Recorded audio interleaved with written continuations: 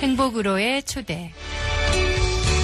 행복으로의 초대 오늘 이 시간에는 광정침례교회 정일양 목사님께서 말씀 전해주십니다. 은혜의 시간 되십시오. 목사님은 멀리 독일과 오스트리아 그리고 체코에 갈 수 있는 기회가 있었습니다. 그곳에 있는 개혁교회들과 종교개혁을 통해 얀 후스라고 하는 사람과 모라비안 교도들의 인도자인 신젠돌프 백작과 또 마르틴 루터를 공부할 수 있는 기회가 있었고, 독일에서 부흥회를 인도할 수 있는 축복의 기회가 목사님에게 있었습니다. 사랑하는 성도 여러분, 오늘 이와 같은 아름다운 은혜는 우리 성도님들이 부족한 종과 교회를 위해 기도해 주었기 때문에 있었다고 생각합니다. 진심으로 감사합니다. 오늘 하나님이 주시는 이 아름다운 말씀의 중요한 원리는 내가 이 땅을 살아가면서 몇 가지 교훈되고 이 땅에 꼭 필요한 것이 있는데, 그 첫 번째는 하나님은 사건을 통해 말씀하신다는 것입니다. 또 하나님은 제일 처음에 우리에게 먼저 물어보는데 귀에다 말씀해 주십니다. 우리의 귀에 대고 하나님의 음성이 들려올 때에 우리는 영적인 반응을 해야 할 줄로 믿습니다. 두 번째는 하나님은 우리의 눈으로 볼 수 있도록 우리에게 영적인 은혜를 허락해 주십니다. 네 눈으로 보는 모든 것들이 다 하나님께서 하시는 일이라고 하는 것입니다. 세 번째는 하나님이 우리의 몸으로 역사해 주셔서 때로는 병도 주시고 때로는 건강도 주시고 때로는 약점도 주셔서 내 몸을 통해 주님이 말씀해 주시는 것입니다. 더 중요한 것은 하나님이 사건을 통해서 우리에게 말씀하시는데, 오늘 성경에는 두 가지 사건이 나와 있습니다. 누가복음 13장 1절에 보면 갈릴리 사람들의 피를 그들의 제물에 섞은 일로 예수께 아랬다라고 이야기합니다. 이 말씀은 빌라도가 성전에 제물을 바치려고 온 갈릴리 사람들을 잡아다가 잔인하게 그들을 죽이고 그들의 피를 자신의 제물에다 섞어서 제사한 사건을 이야기하고 있습니다. 그러면서 성경은 뭐라고 이야기하느냐? 갈릴리 사람들이 이같이 해받음으로 다른 모든 갈릴리 사람보다 더 죄가 있는 줄 아느냐? 죄의 보편성을 이야기하면서 회개하지 아니하면 다 이와 같이 망할 것이라고 말씀합니다. 실로암의 망대가 무너져서 18명이 죽었는데 예루살렘에 거한 다른 사람들보다 이 죽은 사람들의 죄가 더 많기 때문에 그런 것이 아니라 나와 여러분도 회개하지 아니하면 이와 같이 망할 것이라고 성경은 가르쳐주고 있습니다. 본문의 두 사건을 통해 오늘 우리에게 하나님이 말씀하시는 경고와 음성을 듣는 이 12월이 되시기를 주의 이름으로 축원합니다. 한번 따라합시다. 다 회개하지 아니하면 이같이 망하리라. 회개하지 아니하면 다 이와 같이 망하리라. 이 말씀이 오늘 우리 모두의 귀에 먼저 들려지게 되길 바랍니다. 우리의 눈에 먼저 보여지게 되길 바랍니다. 우리의 몸에 말씀해 주시길 바랍니다. 우리에게 사건으로 다가오게 되기를 바랍니다. 그래서 하나님의 말씀이 내게 들려질 때에 나는 중요한 원리 하나를 깨달아야 되는데, 오늘 여기 보면 3절에 너희에게 이르노니 라고 말씀합니다. 이 너희에게 이르노니라고 하는 말씀을 우리는 잘 해석해야 합니다. 오늘 한 사람이나 우리 교회의 특정한 사람에게 하나님이 말씀하는 게 아니라 오늘 우리 모두에게 하나님이 말씀하신다는 것입니다. 오늘 하나님의 말씀이 나에게 제한 없이 들려오게 되기를 주의 이름으로 축원합니다. 내 가정에 제한 없이 들려와야 되고 내 교회에 제한 없이 들려와야 하는 것입니다. 나라와 민족에도 하나님의 말씀이 제한 없이 들려와야 되는 것입니다. 이 말씀이 나와 상관없는 게 아니라 나에게 가장 중요하고 가장 아픈 곳을 때리면서 내 심령을 움직이는 말씀으로 다가와야 그게 하나님의 말씀이 되어지는 것입니다. 나는 하나님의 은혜를 입은 사람들은 어떻게 하면 이 죄악을 회개할 수 있는가를 생각해 봅니다. 죄라고 하는 것은 회개하지 않으면 망하게 되어 있습니다. 본문 3절에 보시면 회개하지 아니하면 다 이와 같이 망하리라. 5절도 똑같이 그렇게 말합니다. 회개하지 아니하면 다 이와 같이 망하리라 라고 이야기를 합니다. 그러면 여러분, 오늘 이 아침에 우리가 영적으로 자각해야 합니다. 오늘 우리는 난리와 난리의 소문을 듣습니다. 자고 일어나면 어느 나라에서 테러했다는 말을 듣습니다. 자고 일어나면 사람들이 죽었다는 이야기를 듣습니다.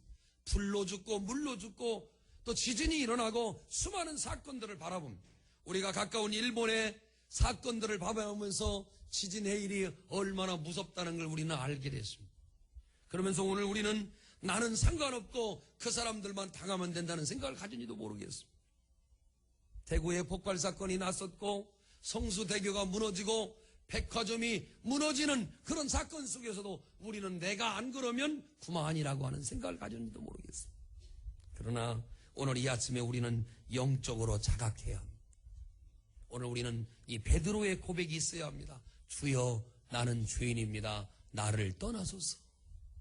이사야의 고백이 있어야 합니다. 내가 정말 하나님 앞에 죄인이구나. 이걸 어려운 말로 영적인 자각이라고 하는 것입니다. 오늘 여러분, 이렇게 죄를 깨달은 사람만이 하나님의 은혜를 경험할 수 있습니다. 아, 나는 안 되는구나. 아, 나는 별 수 없구나. 아, 나는 넘어질 수밖에 없구나. 내가 열심히 아침마다 결심하고 새벽 기도를 하면서 믿음으로 살아보려고 노력하는데, 아, 나는 안 되는구나. 내가 죄인이구나. 괜찮다가도 조금만 누가 자극을 주면 별 수 없이 넘어지는 나는 죄인이구나. 이 사실을 깨달을 때에 나와 여러분의 믿음의 출발이 시작되는 것입니다. 내가 죄인임을 자각하는 사람. 두 번째, 여러분, 내가 죄인인데 이 죄에서 벗어나올 힘이 없다는 걸 알아야 합니다. 아무리 발버둥을 치고 아무리 선한 일을 하고 도덕을 갖고 아무리 실력을 갖춰도 나는 죄인인데 이 죄에서 도저히 빠져나올 힘이 없구나. 누가 나를 이 사망의 몸에서 건져내줘? 누가 나를 이 어려움의 올무에서 건져내어줄 것인가? 오라 나는 곤고한 사람이로다. 오라 나는 곤고한 사람. 사도 바울의 고백이 오늘 나는 죄에서 헤어나올 길이 없는 전혀 내 힘으로는 죄를 이길 수 없는 사람임을 고백할 때에 오늘 우리는 주님의 십자가를 발견하게 되는 것입니다. 할렐루야. 오늘 우리는 그렇게 자각해야 돼. 그래서 오늘 우리는 입술로 고백하는 것이, 예수님, 내가 죄인임을 알게 되었습니다. 나는 이 죄에서 헤어나올 길이 없게 된 걸 알 수 있습니다. 오늘 우리 주변에 있는 수많은 사건들, 사람들이 죽어나가고 갑자기 망대가 무너져서 죽어나는 사건 속에 나도 똑같이 죽을 수 있는 사람입니다. 잠깐 연장받은 사람이지. 나도 열심히 부족한 사람임을 깨닫고 우리 주님 앞에 도움을 청해야 합니다. 예수님, 나를 도와주세요. 이 사망의 몸에서 나를 건져내주세요. 예수님, 이 죄악의 몸에서 나를 건져내주세요. 예수님, 내가 헤어날 수 없는 이 죄악에서 나를 건져내주세요. 주님에게 도움을 요청하는 나와 여러분 모두가 되시기를 주의 이름으로 축원합니다. 여러분, 죄는 몇 가지 특징이 있는데 그 첫 번째는 죄는 자기 자신을 꽁꽁 덮는다는 것입니다. 사람들은 죄가 드러나는 걸 굉장히 무서워합니다. 다윗도 자기의 죄가 드러나는 것을 굉장히 무서워했습니다. 그래서 숨기려고 사람들을 보내고 위장하고 죄를 덮으려고 하고, 놀라운 것은 죄를 짓는 사람들마다 죄를 쉽게 드러내려고 하지 않고 죄를 포장하고 죄를 덮으려고 하고 아니라고 말하고 거짓을 말하고 죄가 이 땅에 드러나는 걸 굉장히 두려워합니다. 그러나 중요한 것은 죄가 드러나야 하나님의 역사가 시작됩니다. 믿어주면 아멘 합시다. 아간의 죄가 드러날 때 하나님은 아이성을 이길 수 있는 비결을 열게 되었습니다. 다윗의 죄가 드러날 때 이스라엘은 하나님으로부터 보호를 받게 되었습니다. 여러분, 여러분의 죄가 꽁꽁 묶여서 숨겨있지 말고 죄가 드러나기를 기도하기를 주의 이름으로 축원합니다. 죄가 드러나야 합니다. 아멘 합시다. 죄가 드러나야 합니다. 죄가 나타나야 합니다. 그래야 오호라 내가 사망의 몸에 있는 사람이며 내 힘으로 할 수 없는 사람임을 깨닫게 됩니다. 죄가 드러나면 창피합니다. 죄가 드러나면 부끄럽습니다. 죄가 드러나면 사람들로부터 손가락질을 받습니다. 그러나 중요한 것은 죄가 드러나면 놀랍게도 죄는 힘을 잃고 마는 것입니다. 창피하지만, 부끄럽지만, 그리고 정말 속상하지만 여러분 죄가 드러나야 내가 살아가는 것입니다. 아멘. 이 자리에 오늘 판사님도 와 계시지만은 죄가 드러나야 돼. 죄가 드러나서 죄값을 받아야 돼. 그래야 내 마음에 자유를 얻고 편안함을 얻고 정말 죄값을 치러야 된다는 것이죠. 그래서 여러분 오늘 이 성경을 통해 우리가 깨달을 것은 죄가 드러나면 힘을 잃어버리고 죄의 문제가 해결됨을 믿으시기를 주의 이름으로 축원합니다. 한번 따라합시다. 부끄럽지만 창피하지만 죄가 드러나면 힘을 잃는다. 할렐루야. 죄가 드러나야 힘을 잃어버리게 되는 것입니다. 아나니아의 삽비라의 죄가 드러날 때 모든 죄가 힘을 잃어버리고 그렇게 꽁꽁 묵었던 위장했던 모든 죄가 한꺼번에 해결되고 초대교회가 깨끗해지고 건강해지고 능력을 얻게 되는 걸 보게 되었습니다. 오늘 우리 공동체도 마찬가지입니다. 죄를 꽁꽁 묶이우는 게 신앙이 아니라 죄가 드러나길 바랍니다. 죄가 가리워지지 않고 죄가 나타나야 합니다. 그래야 하나님의 역사가 시작되는 것입니다. 두 번째는 죄가 알려지면 절대 우리는 망할 것 같지만 죄가 알려져야 해결책이 나오게 되어 있습니다. 로마서 3장 23절에 보면 죄를 모든 사람이 지었다고 가르쳐주고 로마서 6장 23절에 보면 죄의 삭은 사망이라고 가르쳐주고 있습니다. 결국에는 우리가 죄값으로 인해서 영원히 멸망받을 것이지만 죄가 있다는 걸 알을 때 바로 예수님의 십자가가 우리에게 필요한 사람임을 알게 되는 것입니다. 교회 와서 마음이 평안하려고 오는 게 아닙니다. 교회 와서 우리가 은혜스러운 말을 들으려고 오는 게 아닙니다. 교회 와서 우리가 음식을 먹으려고 오는 게 아닙니다. 다가오는 내일 모레 크리스마스에 가장 중요한 것은 아들을 낳으리니 그 이름을 예수라 하라. 이는 저가 자기 백성을 저희 죄에서 구원할 자이심이라 라고 했습니다. 병원은 사람들의 아픔과 약점과 상처들을 치료하기 위해 있는 것이며 오늘 이 하나님의 교회는 죄의 문제를 해결하려고 이 땅에 오신 예수 그리스도를 예비하려고 이 땅에 있는 것입니다. 예수님이 이 땅에 오신 목적이 뭐냐? 나와 여러분의 죄를 사하시려고 이 땅에 오셨다고 했습니다. 할렐루야. 근데 여러분 죄를 자꾸 숨기면 해결책이 없는 것이에요.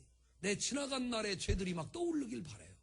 성전에 들어오면서 하나님 내가 정말 목사님에게 또 교회에 또 가정에 또 직장에 또 내 주변 사람들 내 이웃들 모든 사람에게 행한 내 죄들을 떠올려 보면서 하나님 내 죄가 주님 앞에 사함받기를 원합니다. 아멘 합시다. 사함받기를 원합니다. 간절하게 기도하는 것이지. 세 번째는 여러분 죄를 숨기는 사람은 하나님의 은혜가 그 속에 들어가지 못하게 됩니다. 죄를 털고 숨기고 죄악을 품으면 하나님이 우리의 기도를 듣지 아니하신다고 했습니다. 그러므로 여러분 오늘 성경 본문에 있는 이 말씀을 기억하면서 죄가 점점 잉태하면 사망밖에 없으며 죄를 품고 있는 사람은 기도의 응답이 더딜 뿐만 아니라 자기 하는 일이 형통하지도 못하고 하나님의 영광도 찾아올 수 없으므로 창피하고 부끄럽지만 죄를 들어다 내어 놓읍시다. 요한일서 1장 8절에 보면 너희가 만일 너희 죄를 자백하면 저는 미쁘시고 의로우사 우리 죄를 사할 것이라고 말씀하고 있습니다. 죄를 숨기고 부끄럽게 여기고 꽁꽁 감추는 자는 하나님의 영광에 이를 수가 없게 되는 것입니다. 오늘 이 아침에 여러분의 죄의 문제가 해결받기를 주의 이름으로 축원합니다. 세상에서 돈이 없어 망하는 게 아닙니다. 세상에 공부를 못해 학력이 약해서 망하는 게 아닙니다. 사람은 회개하지 않아서 망하는 것입니다. 주님이 이렇게 말씀합니다. 회개하라, 천국이 가까웠느니라. 큰 소리로 아멘. 큰 소리로 아멘. 여러분, 그렇습니다. 회개하면 우리가 망하지도 않게 되고 하나님의 은혜를 덧내는 자가 될 줄로 믿습니다. 아무개 잘못됐대 하고 손가락 치지 말고 그 아무개가 잘못된 것이 내게도 임할까봐 두려워하고 아무개에게 임한 그것도 나에게도 있음을 기억하면서 하나님이 저 사람은 졌지만 아직까지 나를 안 치고 기회를 주신 것에 인해서 여러분 감사하고 살게 되기를 주의 이름으로 축원합니다.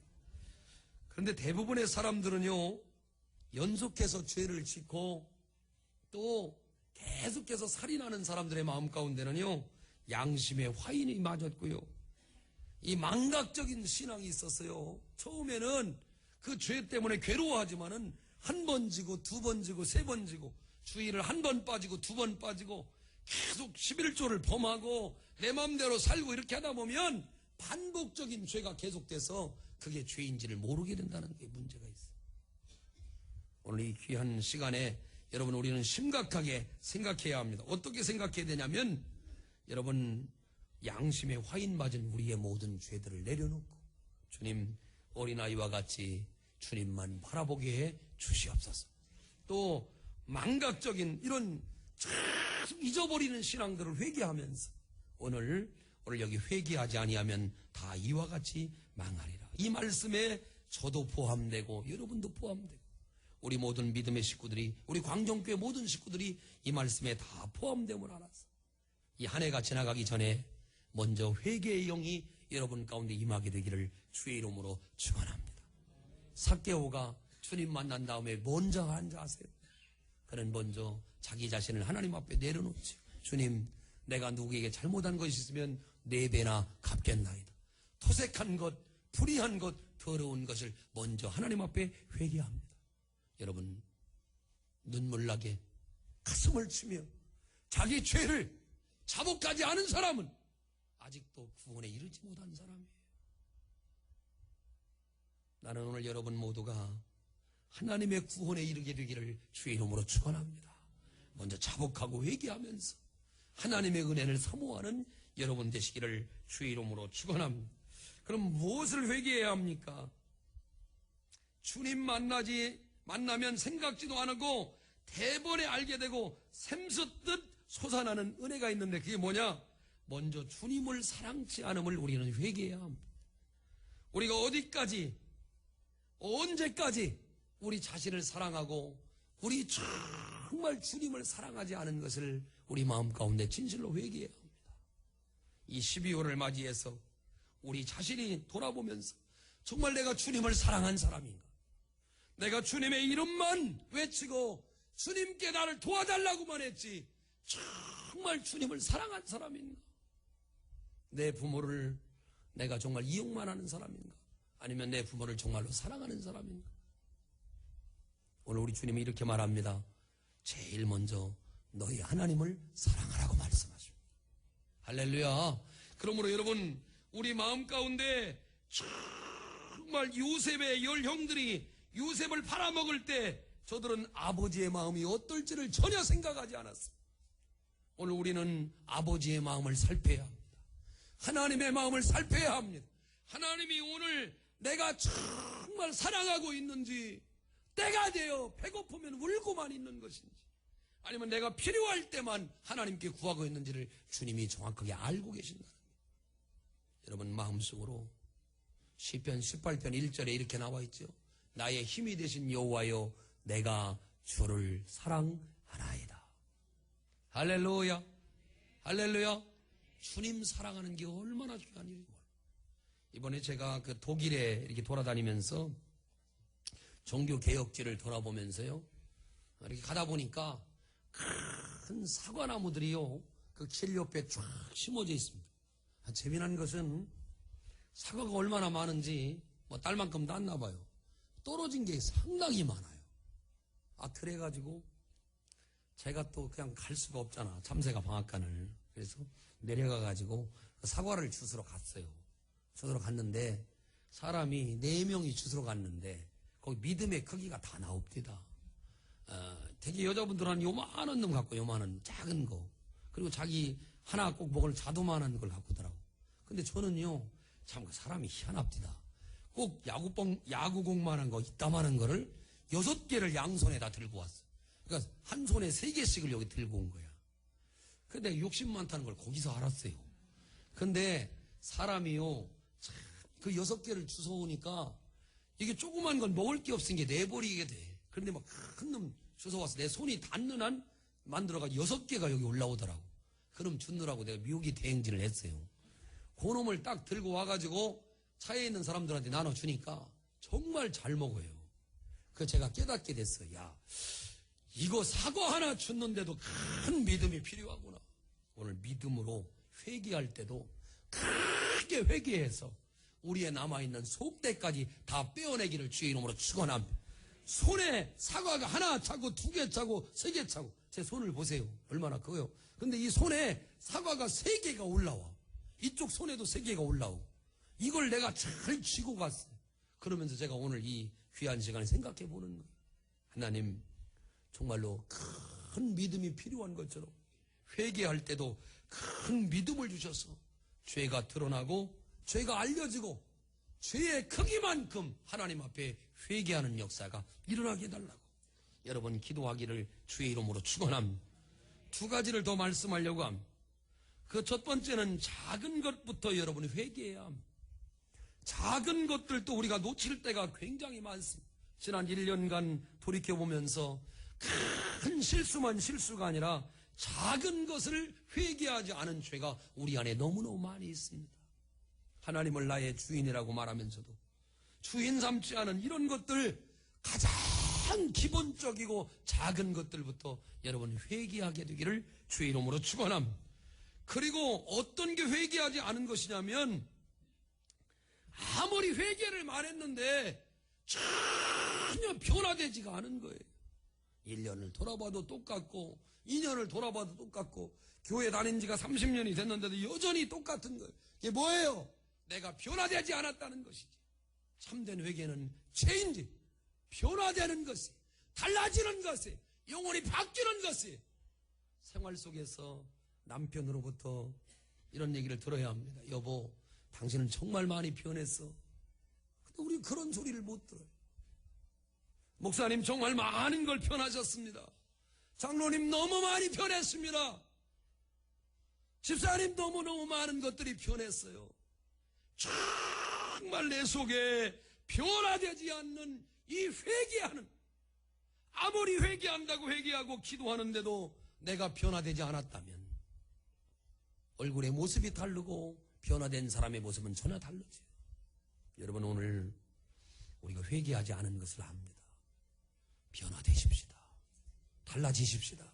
그리고 남은 생에 하나님 아무리 열심 낸다고 이게 훌륭한 게 아니에요. 내가 변화되지 않으면 그는 진짜로 회개한 사람이 아닙니다. 옆 사람 손을 잡아봐요. 변화되지 않는 나는 회개하지 않은 것이다. 시작. 그래 여러분, 변화되지 않는 사람은 나는 회개하지 않은 것이에요. 그러면서 나는 오늘 이 아침에 이런 말씀을 드리려고 합니다. 도마라고 하는 사람을 우리는 잘 알고 있습니다. 도마는 예수님의 제자였는데 의심이 많은 제자였습니다. 우리가 지난번에 선교를 갔다 온 인도에 가보면 첸나이라고 하는 도시가 있습니다. 첸나이라고 하는 도시는 저 델리에서 가까운 곳에 있습니다. 도마가 죽은 곳이 바로 첸나이인데, 첸나이라고 하는 교회에 산토메 교회가 있는데 도마의 무덤 위에 세워진 교회라고 합니다.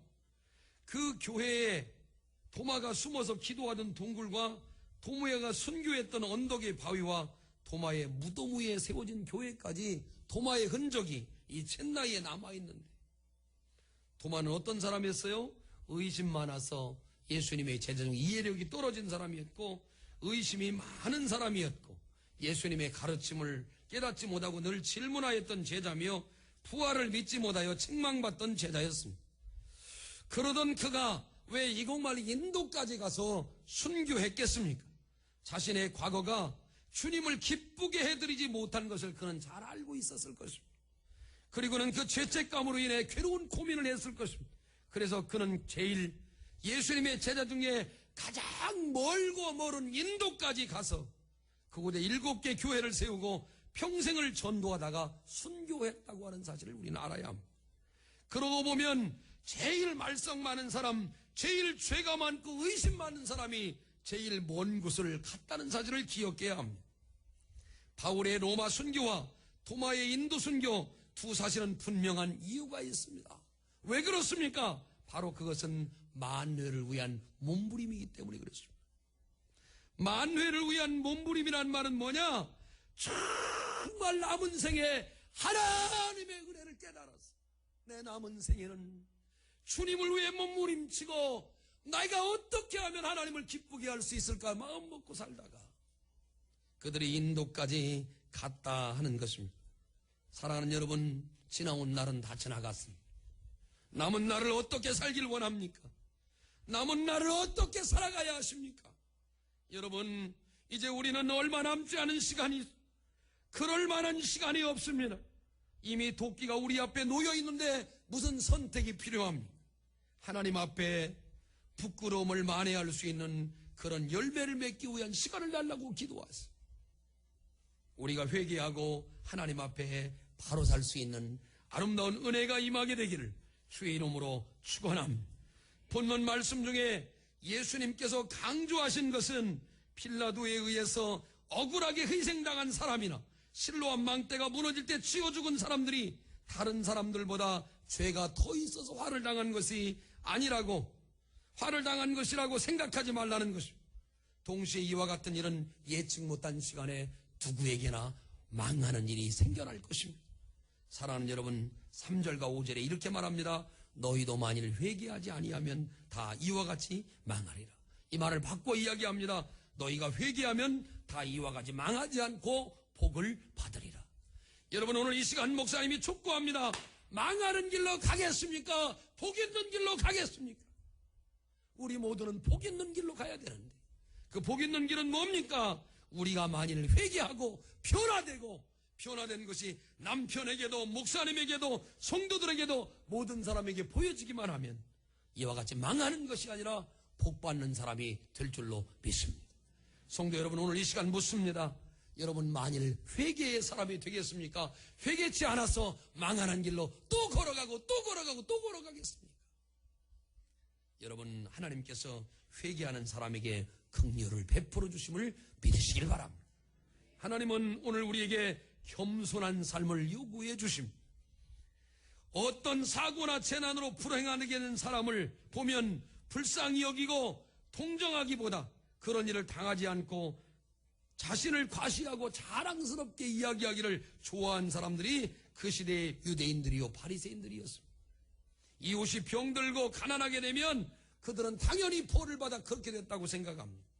하나님께서 언제나 교만한 자를 대적하세요.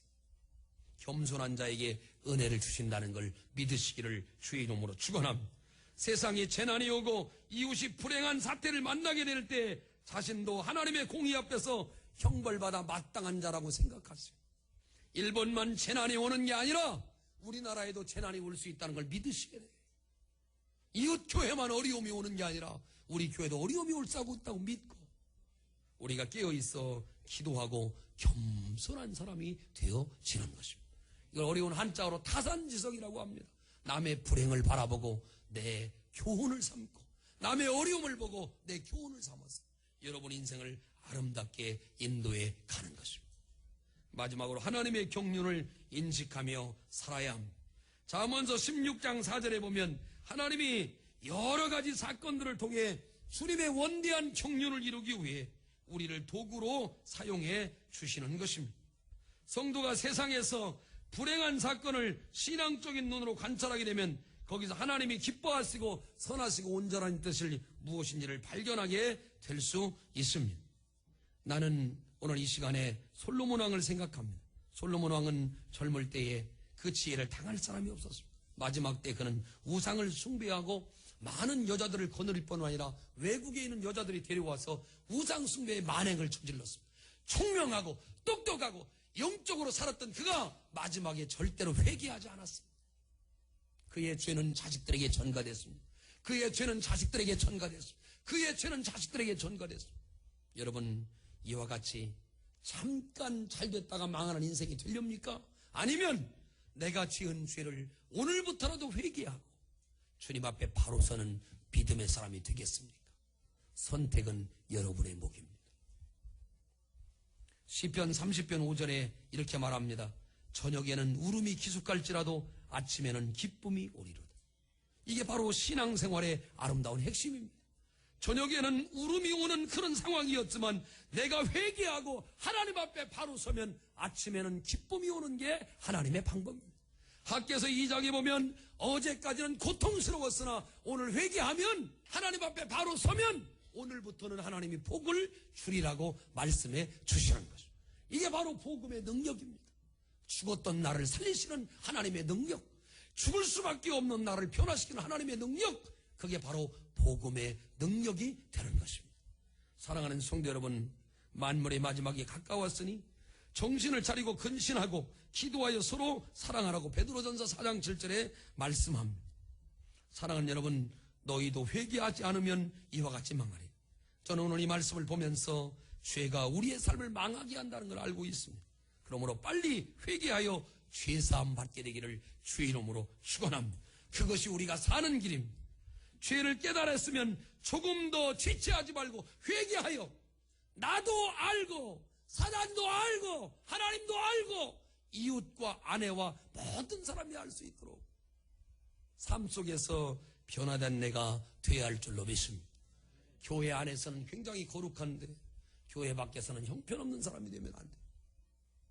교회 안과 교회 밖, 가정과 생활, 모든 삶에서 하나님의 사람의 향기를 나타내시고 우리의 모습이 얼마나 부끄러운 자인지를 깨달았어요. 주님 앞에 철저하게 회개해서 콜레라에 감염된 사람, 지독한 병에 감염된 사람은 즉시 병원에 입원하여 치료받습니다. 감기만 세게 들려도 우리는 폐렴이라고 해서 각 병원에 입원을 합니다. 그것처럼 즉시 회개하지 않으면 내가 망하게 될 것을 깨닫게 되셨어요. 영광의 주님이 나를 맞으러 오시는 시간이 점점 가까워지고 있다는 걸 깨닫고 여러분 그날을 준비하시기를 주의 이름으로 축원합니다. 행복으로의 초대, 지금까지 공주광정침례교회 정일양 목사님께서 말씀 전해주셨습니다. 이 시간 방송 들으시고 신앙생활에 도움이 필요하신 분은 공주광정침례교회 지역번호 041-858국에 9191번으로 문의해 주시기 바랍니다.